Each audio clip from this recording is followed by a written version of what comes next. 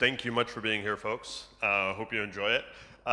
In case anyone's wondering, our company all around the world, we also do Agile training, both for helping companies orient themselves to be more Agile and also specific work with Agile teams. So afterwards, if you or your company have any needs for training, come talk to me, or just talk to me about the talk in general to get a better sense of what's going on.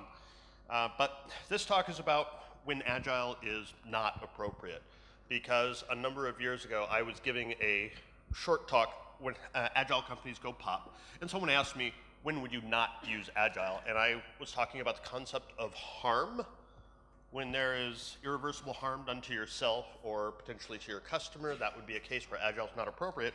But other people was talking about, well, there are times that you have these projects which could cause harm that people are using Agile on, so I needed to do a better job of understanding this topic. And this is actually the culmination of a couple of years of digging in and understanding this better and doing some training. And by the time we're done, you'll have a fairly clear idea of exactly what's going on. But first of all, question policy. The way I like to do this is during the talk, if you do not understand something that I have said, it's because I have done a poor job as a speaker. So please go ahead and hold up your hand, ask the question, and I'll go ahead and try and answer that for you, because if you have the question, other people do. If you want to expand on something that I have said, to go a little bit beyond that, please hold that till the end of the talk to make sure that we can stay on time and keep things moving forward. Any questions? Expand on that, please. No questions from you. Sorry. You can also ask about the game that I gave the lightning talk on last night, because there are actually times in the game when I deviate from certain Agile principles, and by the time you're done with this talk, if you ask me about it later, I can explain why. But this is inspired by the training I give. Agile companies go POP. POP stands for People, Organization, and Process. And what I do with this training is I try and help the companies do a better job of supporting their Agile teams. This is not about how to do a better retrospective. This is not about how to write a story card. It's about supporting the teams that are already doing Agile. And the reason for that is if you go out and you read the annual Agile surveys and they talk about the success of Agile projects, when they succeed, when they fail, almost invariably you look up there and the top one up there is no projects failed, but you also have company philosophy not Agile, waterfall pressure, organizational problems, lack of cultural transition. Over and over and over again, what you're getting is the companies aren't Agile, even though the teams are supposed to be. And to give you an example of that, this is the go-to example I like to use. My first week when I was with the BBC, I was with them for years.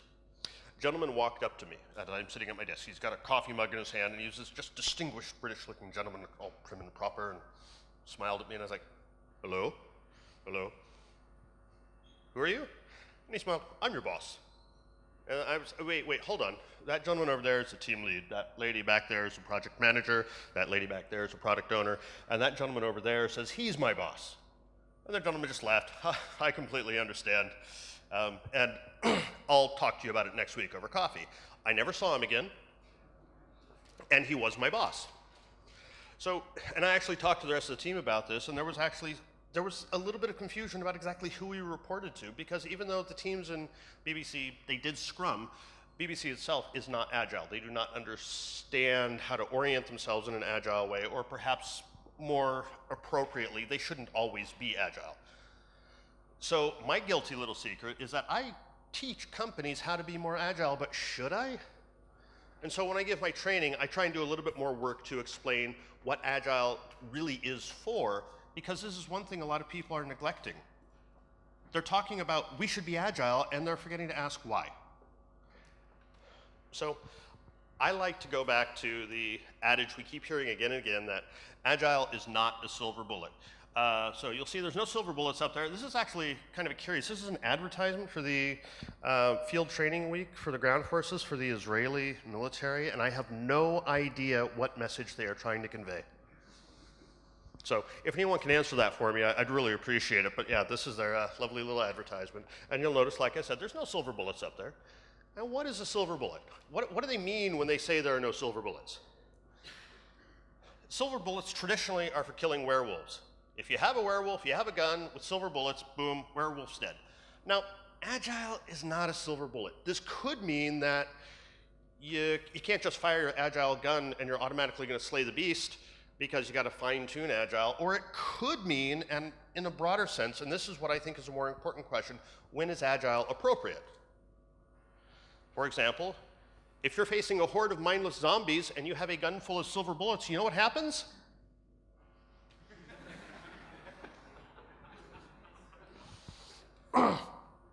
My apologies for any Trump supporters here. No.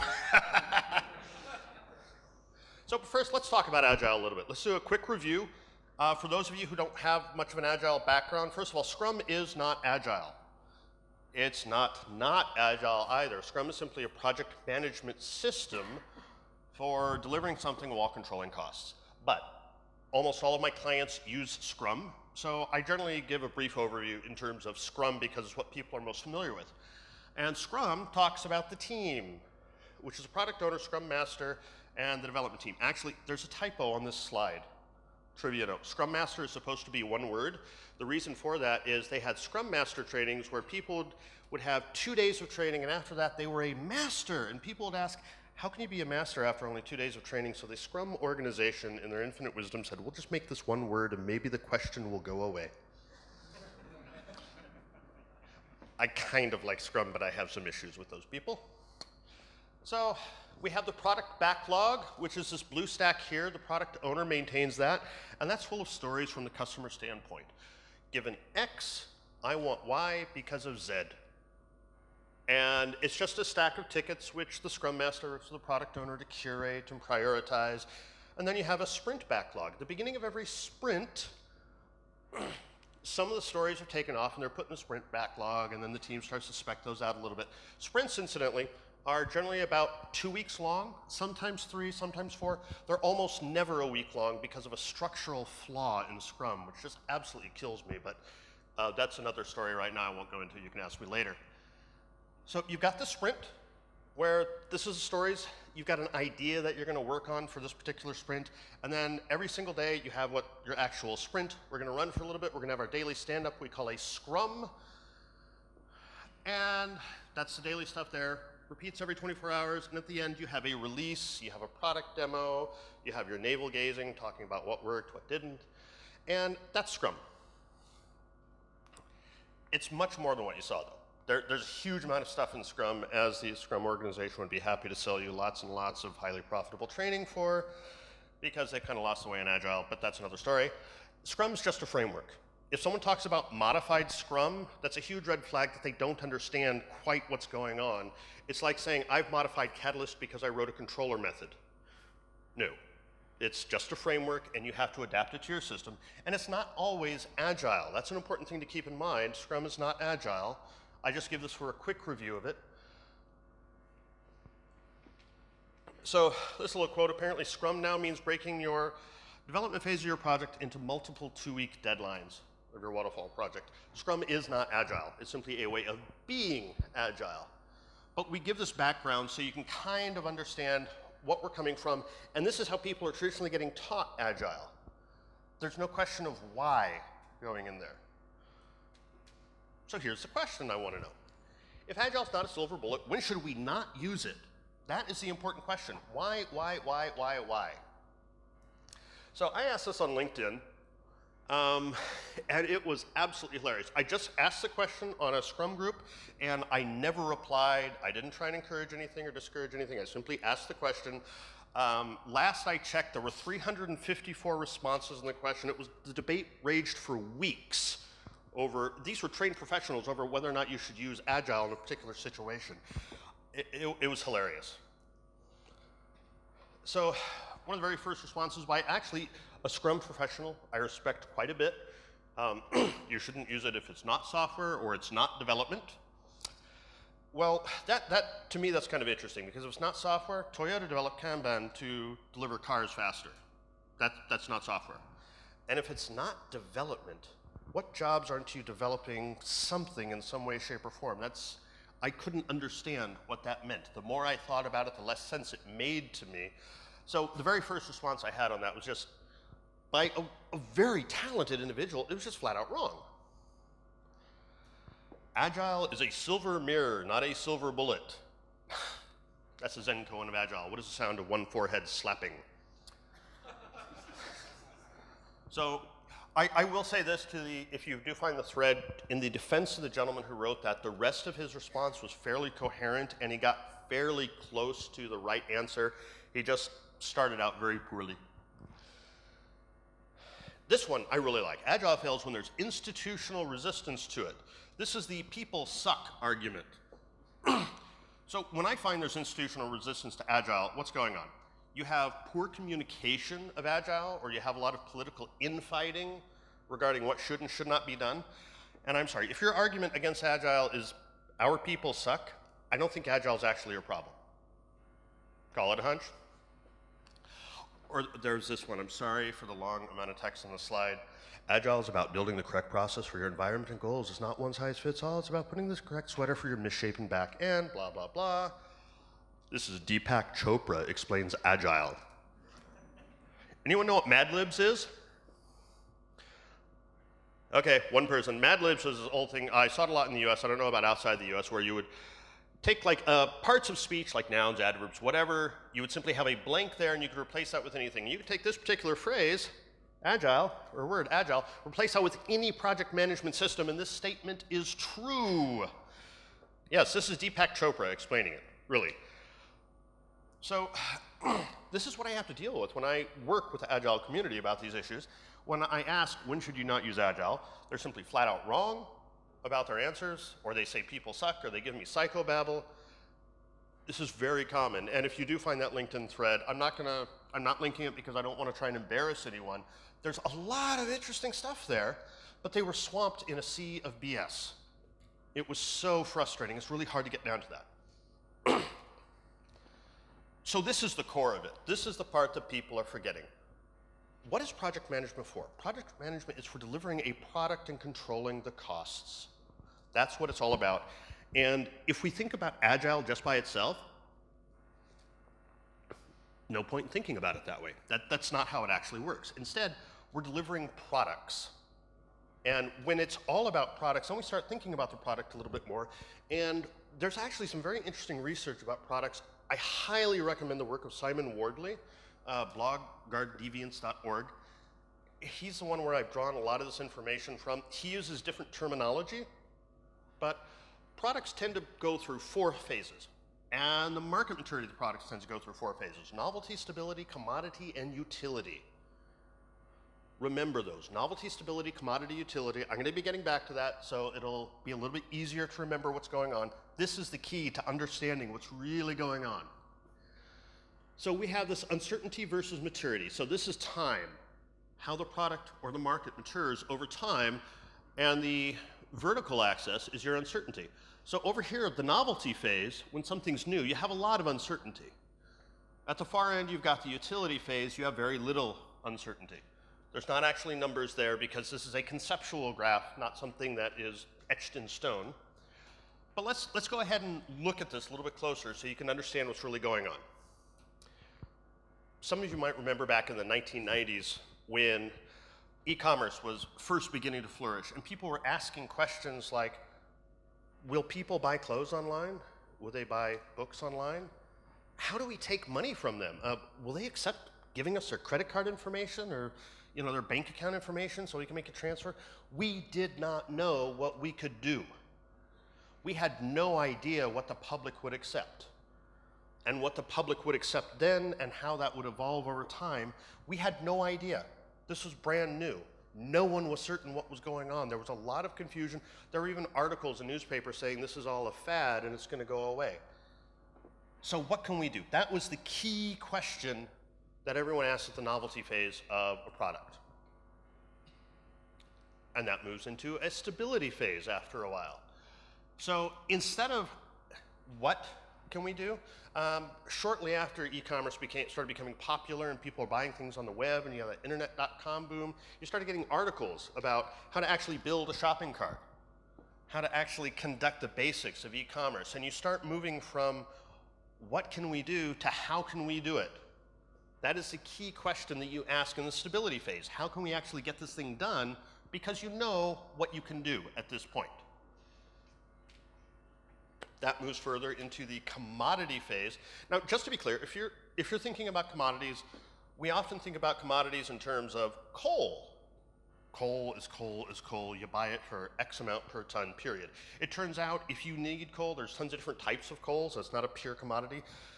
When I say commodity, I mean in terms of the consumer. If I want to put up my CV on the web and all I need is a website, any web server is going to do. I really don't care. One is the same as the other. I'm pretty much going to be looking at, pricing, convenience. Features aren't really that big of a deal. So commodity means things are becoming more interchangeable. You now have off-the-shelf e-commerce products. Some of them were extremely expensive e-commerce products. Some of them were open source. They often had fewer features. It was a trade-off. Now the question is no longer, how can we do this? It's, when can we start? So your question is evolving over time. The business decisions you're making evolve over time until eventually you get to the utility. Now we have software as a service, platform as a service, Amazon Web Services. You need a new server, you go out to Amazon, you just spin it up, you consume it as needed. At this point for e-commerce, you've got Etsy, Cafe Press, a Game Crafter, etc. You have all sorts of these things that you just go out and you consume them as a utility. And now it's like when you plug in your computer. You use the electricity as you need it, you unplug it afterwards. This is the point in the market when it gets really fascinating. For example, Uber and Lyft and self-driving cars are turning cars into a utility. We're going to get to the point in the next 10 or 20 years when you go out there and you pop out your smartphone and you say, okay, send a car to my address because I'm going to drive down to this restaurant, and you hop in the car, you drive down there, the car goes away. You consume it as needed, it will become a utility, and when things transform into a utility, you tend to have lower margins, but entire industries are built on top of them, and someone is going to become a multi-billionaire by understanding how the personal transportation utility is going to revolutionize this market. Parking places are going to go away. You won't need a garage in your home. We don't know how that's going to transform, but this is a point where you don't think about the product anymore. Reliability is key. You don't want something which is, I order a car and maybe I get it, maybe I do not. This is why taxis aren't a utility, because you can't consume them necessarily on demand because sometimes they don't show up.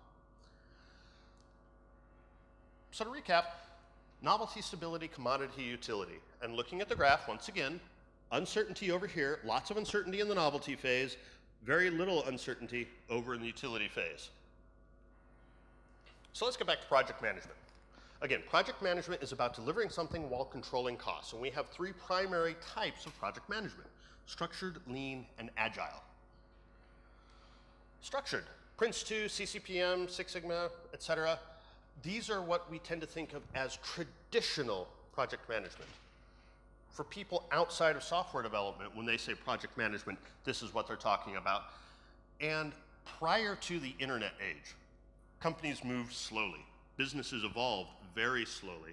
They didn't have the internet speed, obviously, business competition that they do today. This is why Agile really didn't take off until the internet was there. The internet was a necessary catalyst for Agile to become so incredibly popular.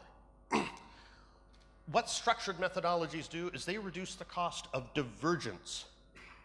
They are there to say, I have this thing that I must develop, and I must not deviate from this thing, and I absolutely have to keep it there. Now we have lean. Lean actually came about a bit after Agile. It was an evolution of the Agile concept, but lean, you have Six Sigma, which is, I'm not sure how lean Six Sigma is, but Six Sigma practitioners claim that they do lean. But you have Six Sigma, the Deming cycle, Scrum, etc. They're all about a minimum viable product. I know exactly what I want to build. I don't need these other things. Let's see how fast we can build it. People talk about the lean startup. What is a lean startup? I know exactly what I want to build. How fast can I get it out there? Once I get it out there, see the response, then I can iterate on top of that. But don't waste your time building things you do not need. Lean is very, very closely related to Agile, but it's not, because the focus of lean is reducing the cost of waste. And then we have Agile itself, which most of us are familiar with, which is Scrum, Kanban, Extreme Programming, etc. It is starting to get known better outside of software, but because people aren't doing a great job of communicating when you do and do not use Agile, there's confusion on the part of people outside of software when it's appropriate. For software, it's often extremely appropriate because of the speed in which we have to react to what our customers need. Agile is about reducing the cost of change and uncertainty. That's what Agile is optimized for. So here, we have Agile over on the left, the novelty phase. When you have a lot of uncertainty, Agile is extremely strong. And on the right, with utilities, Six Sigma and other structured methodologies are extremely strong. So here's a key question. Why would you optimize for reducing the cost of change and uncertainty if you don't have change and uncertainty? If you're building a nuclear reactor, do you want to fail fast? No, probably not. So this is the key concept that I really want to ram home. If you do not have change and uncertainty, do not pick a project management system which is there to optimize, to reduce the cost of something you do not have. But I want to talk about the cost of divergence a little bit more, just so I can really get this point home, because once you have some concrete examples, it starts to become a little bit more clear. So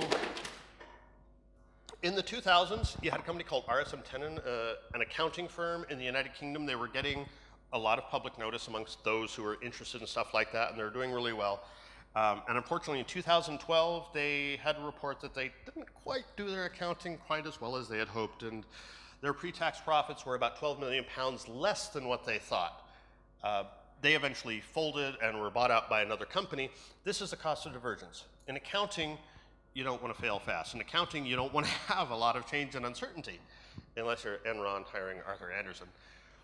But that is part of the cost of divergence. Or Intel, when they released the chip with what was called the FDIV bug, that floating point error, that cost them $475 million to fix. $500 million. Not many companies can afford to survive a $500 million loss. That's part of the cost of divergence. Or this one. This was a construction firm had a problem that nut supporting that bolt through that particular beam, it turned out it was extremely hard for them to put that together. And so they went back to the architectural firm and they requested a tiny little change saying, we can actually do this design on the right. And the architect said, yeah, that's fine. We approved that, went all the way through the approval process. So the construction firm did the right thing. Architectural firm failed to notice, and they were now putting twice the pressure on that nut. 114 people died. The reason this photo has been reduced to black and white by myself is because I didn't want to show the massive amount of blood on that stage. This is part of the cost of divergence. Another slide that I decided to delete, but I'll mention it right now, was one of the space shuttle. There were two space shuttle disasters. One was because of the foam. Something broke off one of the main tanks, possibly some ice, chipped the foam on the bottom of the space shuttle. So when the space shuttle re-entered, the foam ablative heating shield was not there. Space shuttle exploded. There was another one, a problem with the fragility in the O-rings. It turns out in both times for NASA, the engineers knew about the problems. NASA has done a great job of ensuring that their hardware is very reliable, but they haven't done a good job of ensuring that the processes for assessing and reporting on their reliability are reliable. And people died as a result. Most of us aren't going to have problems with the cost of divergence like this. Most of us won't have things quite as serious. We'll be more like the RSM Tenon example where your accounting gets messed up. So mature products, they have less uncertainty. They have greater risk of divergence. You can't afford to diverge in those. And so Agile is probably not a good solution for those. But just to kind of ram this home a little bit, I've had people say, no, Agile's a perfect solution. But imagine you have 3 teams, experienced Agile teams are developing more or less the same product. You do not have them in communication with each other, and you tell them, develop this particular thing. What's going to happen? You're going to get 3 products at the end. They're going to diverge. They are not going to be the same at all. So it's about controlling costs. Structured reduces the cost of divergence. Lean reduces the cost of waste, and Agile reduces the cost of change. But if there's not much risk to divergence, maybe Agile's okay. Maybe you don't want the overhead of the structured methodology. It does cost more, it does take more time. When you have a software product like that, or any sort of product where you're worried about divergence, this is one of the problems that we have when you talk to management and you say, well, can we afford to diverge? Management often is extremely reluctant to do this because they can't assess the risk of divergence. No, we absolutely have to have it this particular way because the sky is always falling to them. So that's the tough part, assessing what the risk of divergence is. So there's a little checklist you can ask yourself. Is it okay to fail fast? Obviously in the case of a nuclear reactor, no, you don't want to fail fast. Is there a lot of change and uncertainty in the market or in the product that you're developing for the market? Are you trying to alter the market to see what happens? Are you trying to push something further, moving it from the novelty to the stability phase? That's another question to ask. Also, do you have access to your stakeholders or the customers? This is a big one. If you do not have access to your customers, it's harder to iterate and respond to their needs because they can't tell you what they are. That may be a case where Agile is less appropriate and you want to look closer to a lean solution because you can't get the feedback, so let's try and get a minimum viable solution out in front of them to see how that works. Or are there only parts of it which cannot afford to diverge?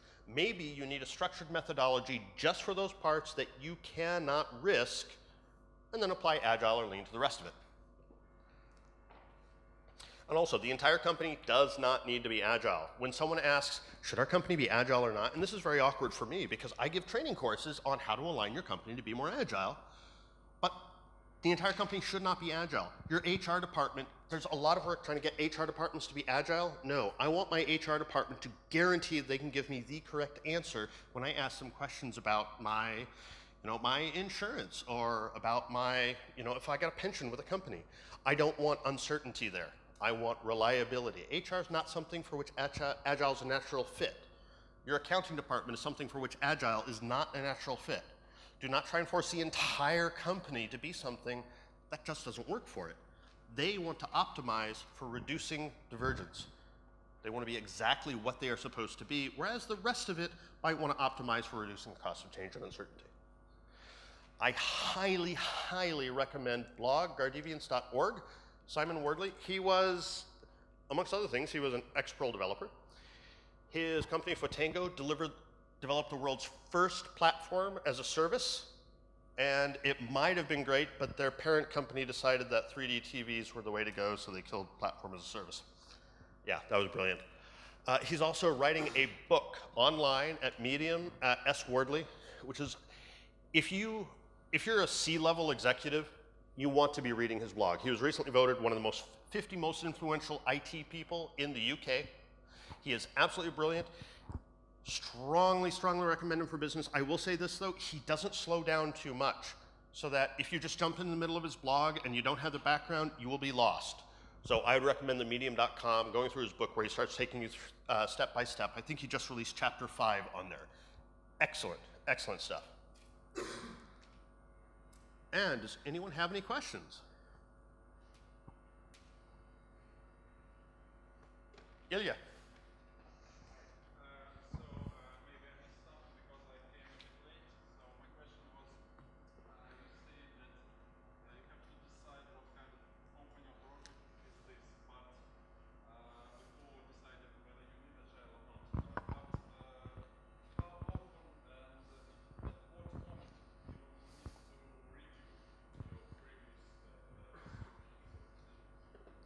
You're asking at what moment do we make the decision as to whether we should be Agile or not? Well, I think it's perfectly okay to, so the question is, at which point should we make the decision about whether or not we should be Agile? Preferably, you want to do that before the project starts, and you want to be able to do this based upon understanding what costs you need to optimize for, because again, project management is delivering something while controlling costs. What are your greatest variable costs, though? Is it going to be waste? Is it going to be change and uncertainty? Is it going to be divergence? Which cost do you must control the most? Which means you have to understand what those cost risks are up front.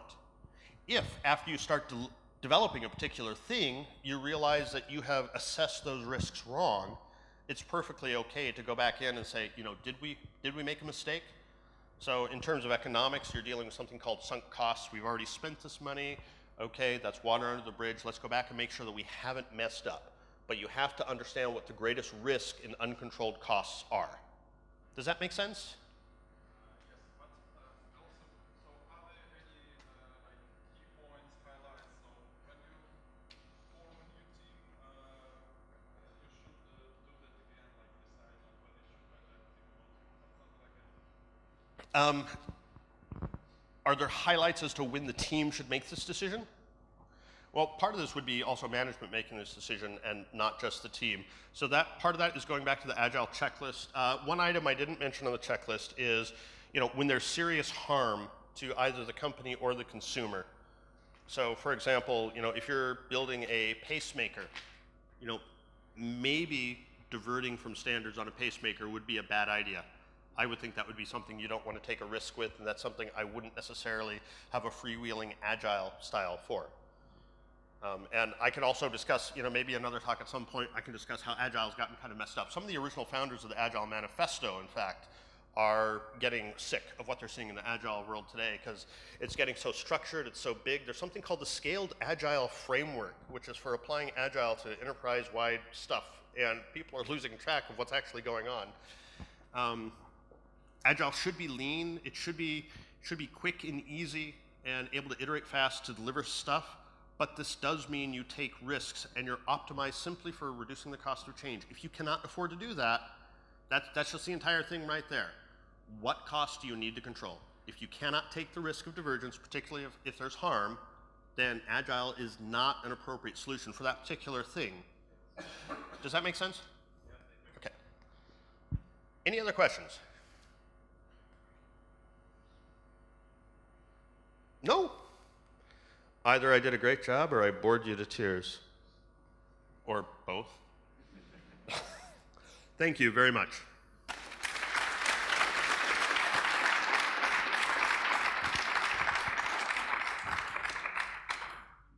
By the way, do we have any time?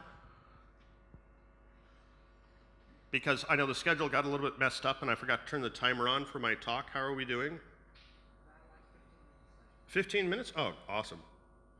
So one thing people sometimes ask me about, that comment I made earlier about sprints for Scrum, they're almost always 2 weeks or longer because of a structural problem in Scrum.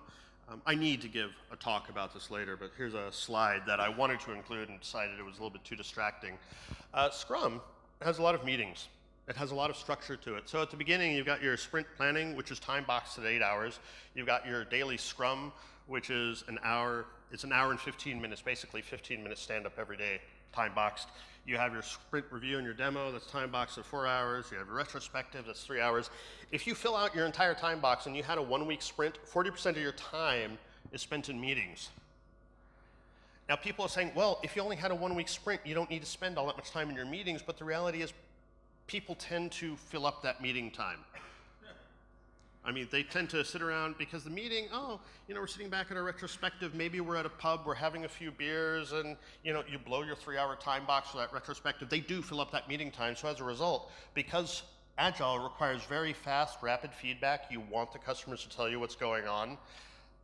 This is why Scrum tends to be 2 weeks or longer, and it's not always the best fit for your Agile teams because you can't get that rapid feedback. You can't do that release quite as quickly as you want to because 3 days into your sprint, you find out that you're not delivering what they want, but we got another week and a half. Do we have a failed sprint and start over, or what do we do? This is one of the biggest problems I have with Scrum. It's just a little bit too much structure for so much of what people want.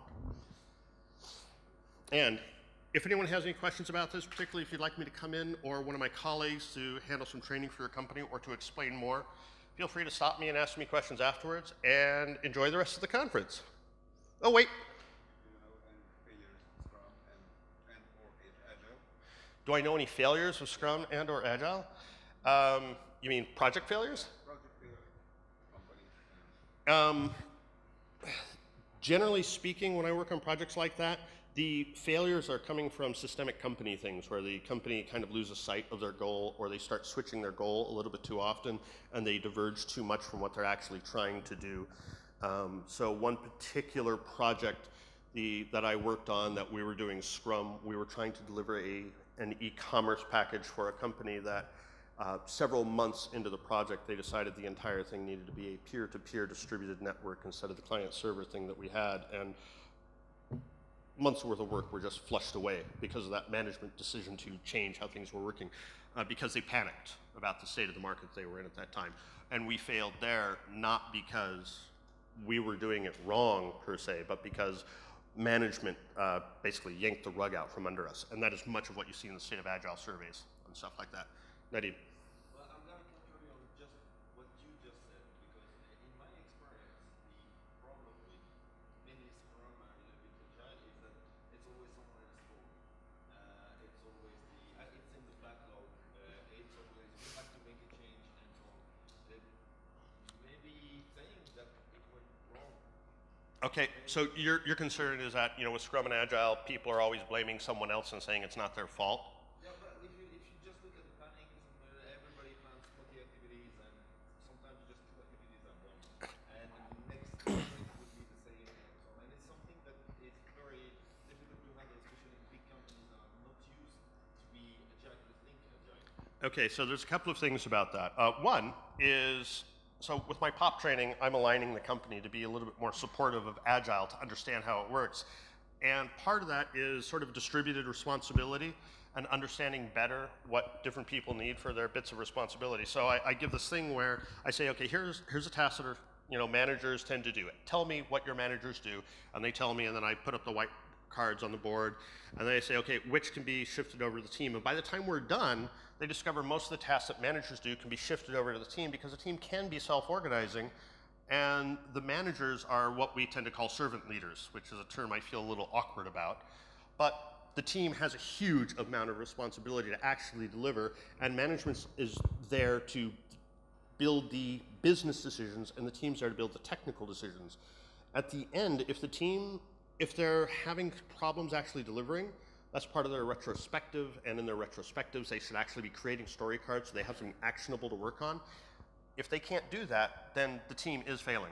If the Scrum Master is not removing the blocks for the team, that's the Scrum Master failing. Each person has very clear responsibilities, and if they fail down in that responsibility, you can't say, I didn't deliver this thing because you didn't let me, because that's not how it works. If they are not doing it that way, then they need to reassess what they're actually doing if they're just playing the blame game. That falls back into the people suck argument, which is nothing about Agile, that's people suck.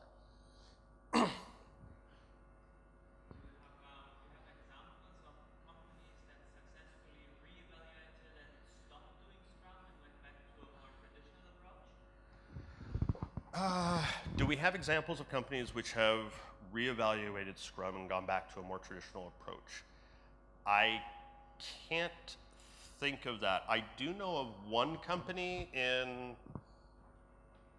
I'm not going to say too much about their name, that had kind of a freewheeling approach to programming, a little bit more agile, but they had no control or discipline, and they brought in a waterfall style manager. He was very, very much command and control, the antithesis of Agile, even though their industry practically begged for an Agile manager. But in this case, they needed the discipline because they had no control over their software processes whatsoever. So they still had a lot of problems delivering software on time and doing it reliably, but they did have much better control over actually producing documented software and understanding where their projects were. And it's hard to explain because there's a lot of stuff I really can't say about that because they've been a client of mine and I don't want to make them mad. But they did implement waterfall style development and at least brought some discipline to the process. And now they're a lot more organized. It's killed their morale, but they're actually getting stuff done. And it'll be interesting to see what happens. But going from proper Agile to more rigid structures, I don't know about that. Sorry. Anything else? Yes? I'm not too sure about the exact differences between Agile and Lean, and if you search on the web, you'll get lots of words, so maybe you can just cut through everything and tell us, in your experience, what's... Okay, Lean, it's just about controlling waste. Lean is, let me get back to that graph. Lean is the middle part, when you have the stability commodity phase, when you know exactly what you want to deliver. This is the part where you have less change and uncertainty. It's out of these 23 features that this product could possibly have, we need 7, and we will deliver exactly that 7. That is what we're going to do. The rest we don't need right now.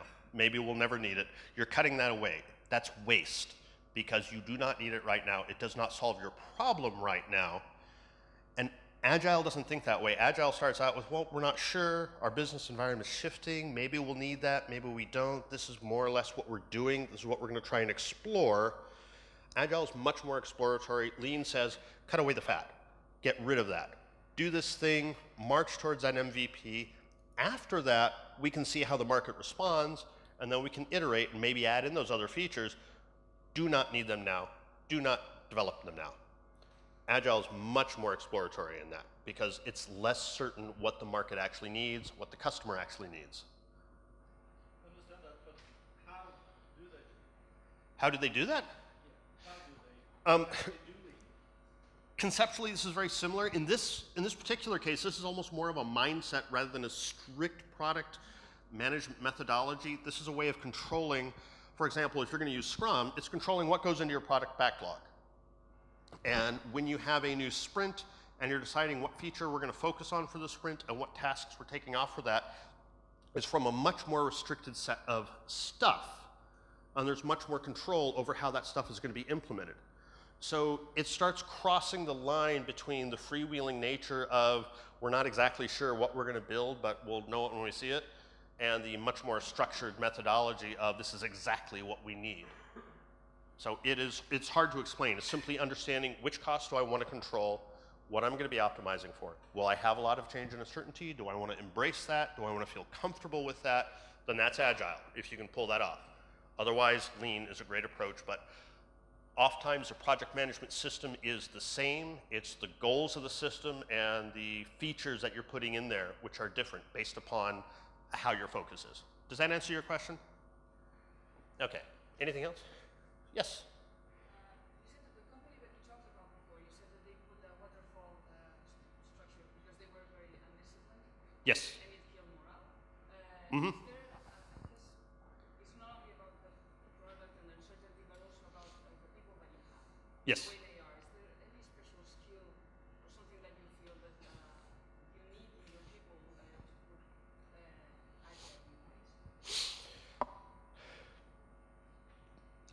So the question is there a particular skill or need that you have for your people for putting Agile in place? Is that correct?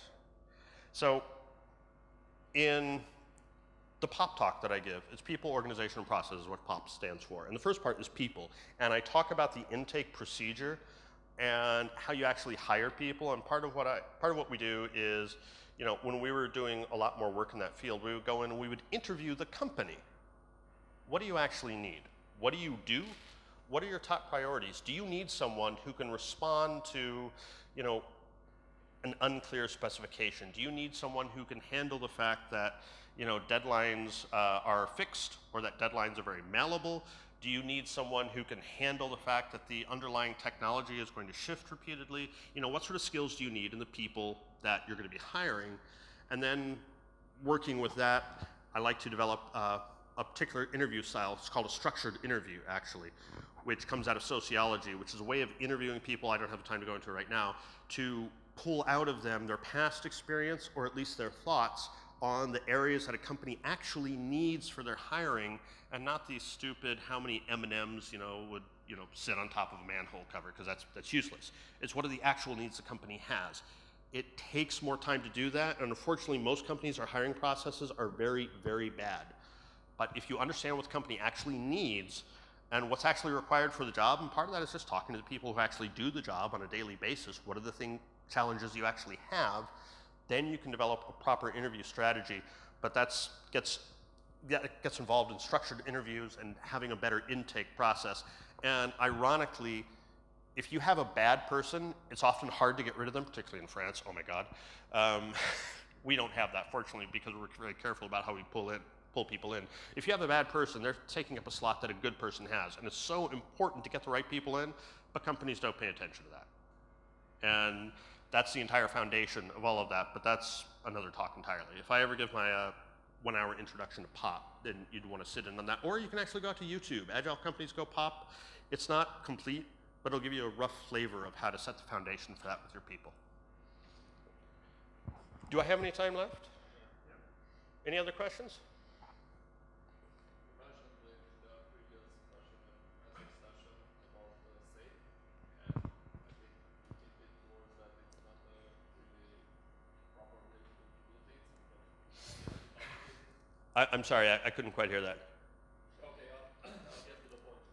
What are your thoughts on the Spotify engineering model towards Agile scaling? The fortified engineering module towards agile scaling, I have no idea. Some of my concerns about agile scaling, from what I've seen, is that people are beginning to miss the point of agile. When you're trying to scale agile up for bigger and bigger projects, there's a lot more risk of areas where you're going to have waste, or you're going to have areas where you cannot diverge from what you actually need to, such as this one particular machine, which was designed to deliver radiation for radiation therapy for cancer patients, where they removed some of the hardware checks for making sure people wouldn't die. And because they removed that, they thought their software was good enough for that, but they didn't have the quality control in place, or even software tests to verify that their stuff did what it was supposed to do, and people died as a result of that.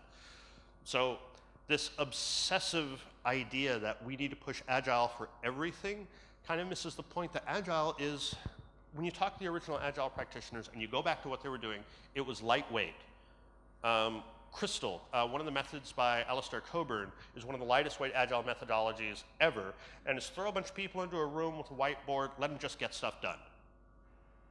You don't do that if you can't risk failure, but if you can, that's a great way for getting stuff done fast. So I get very concerned when people talk about scaling or trying to do this too large, because it's supposed to be simple, and we've kind of lost our way. And we've got an entire industry now about how to train people for this, train people for that, to do this, to do that, when it's supposed to be easy. And if it's not easy, maybe you need something a little bit different to focus your project management a little bit more on what you're actually trying to accomplish for the product, and understand better what costs you're trying to control. So that's kind of a hand-wavy answer, and I apologize for that. But that's what I'm seeing in the Agile movement today. Anything else? Where would you place lean in this context? I'm sorry? Where would you place lean in this context? Where would I place what? Lean? Lean tends to be right here in the stability commodity. It's vague because it depends upon what you're comfortable with, how your mindset works, how well you understand the particular thing that you're doing. But yeah, lean is in the center. Agile's at the left, lean's in the center, structured over at the right, and it's a continuum. There's no rigidly defined barrier in any of that. I think we've got time for one more question.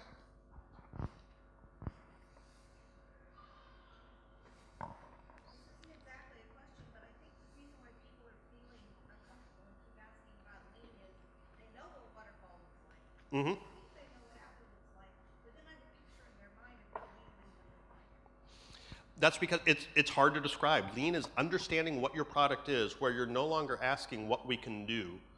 Will the public even accept this? It's, we know what we want, but this is exactly what we need to implement. So Perl 6 could never have been implemented with Lean because you weren't sure. I didn't want to say that.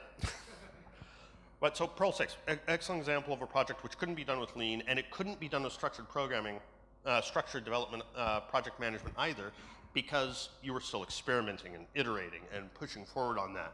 Whereas if you're developing a nuclear reactor, you have extremely strong requirements necessary for safety to make sure that you do not diverge.